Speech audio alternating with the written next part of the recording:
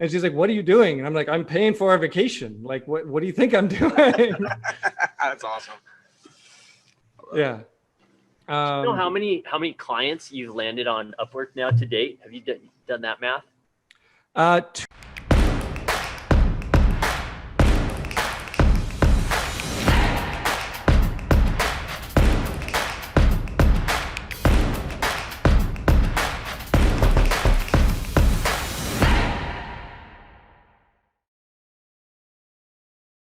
Yeah. Yeah.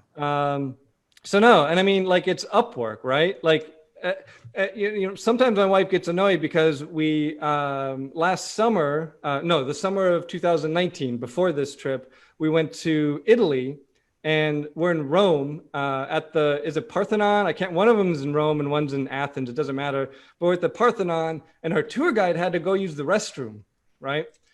So, well, the tour guide runs off to use the restroom. I take out my phone and I start sending like proposals on Upwork. And she's like, what are you doing? And I'm like, I'm paying for our vacation. Like, what do you think I'm doing? That's awesome. Yeah.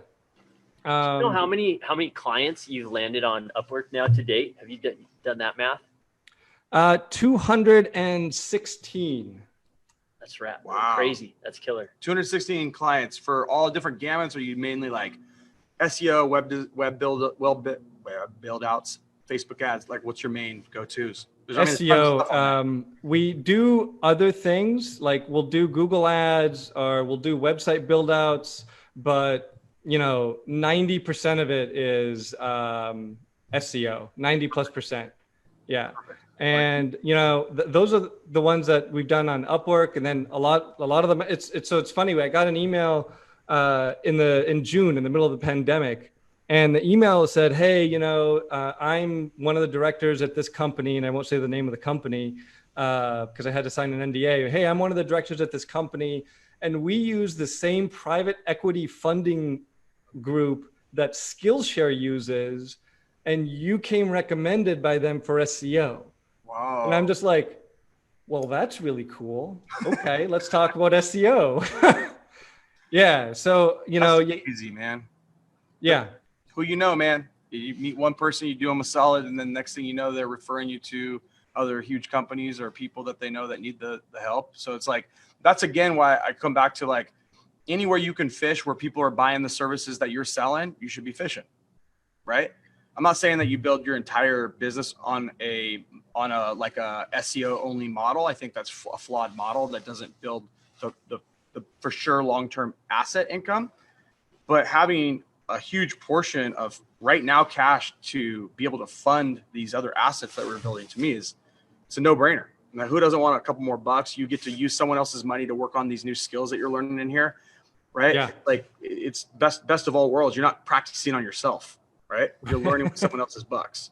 Yeah, exactly. And that's one thing that was hard to get around, is saying yes when I didn't really know how to do things, right? So you just start saying yes, and the worst case scenario.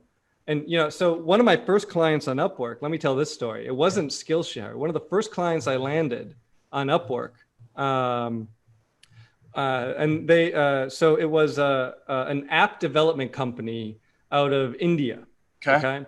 So this is in and of itself weird, right? A company in India posts on Upwork and hires an American to do SEO. Usually that's not, but anyway, so that's what happened. The company's called Code Brew Labs. Not a client anymore. What's that? I know them. Oh, okay. So they're paying me, they offer me $3,500 a month, and I take it, and it's amazing, right? Like, what's the first thing I do after somebody offers me $3,500 a month on Upwork? I ordered a catalog for the 911 because, right? Obviously. I'm not saying I'm like good with money, but anyway. So I start doing SEO for them, and I'm like, oh, are they really going to hire me? Like, what? Because again, my first big client, and they give me an email address. It's like caleb@codebrewlabs.com, right? So I have an email address, and they start paying me. It's like, oh my God, this is incredible. Let me start hitting it.